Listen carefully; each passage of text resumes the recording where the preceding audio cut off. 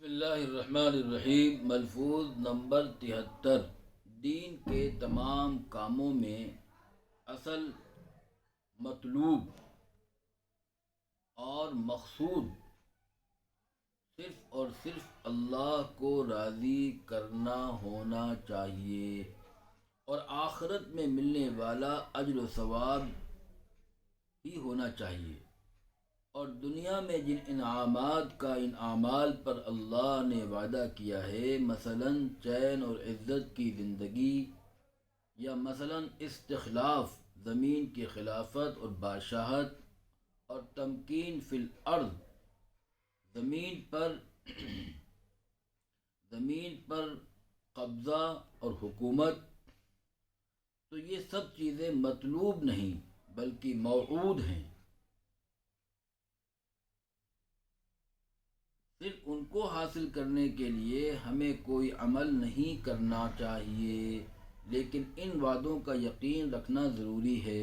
بلکہ ان کے لیے دعائیں بھی کرنی چاہیے، مگر ان کو اپنی عبادت اور اطاعت کا اصل مقصد نہیں بنا لینا چاہیے۔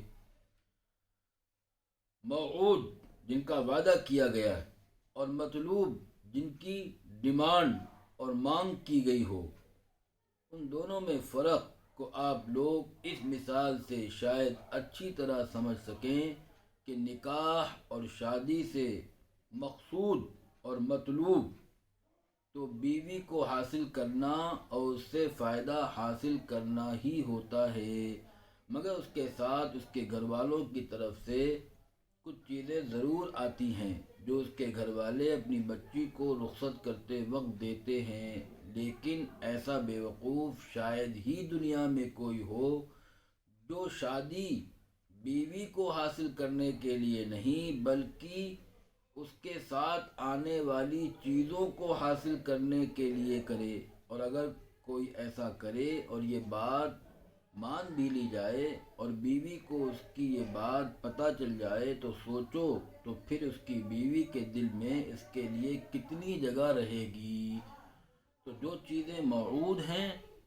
ان کی حیثیت ان چیزوں کی طرح ہے جو شادی کے بعد لڑکی کے ساتھ لڑکی کے گھر والے بھیجتے ہیں، اور جو چیزیں مطلوب ہیں ان کی حیثیت اصل چیز کی ہوئی۔ اللہ تعالیٰ ہمیں سمجھنے کی توفیق نصیب فرمائے۔ السلام علیکم ورحمۃ اللہ وبرکاتہ۔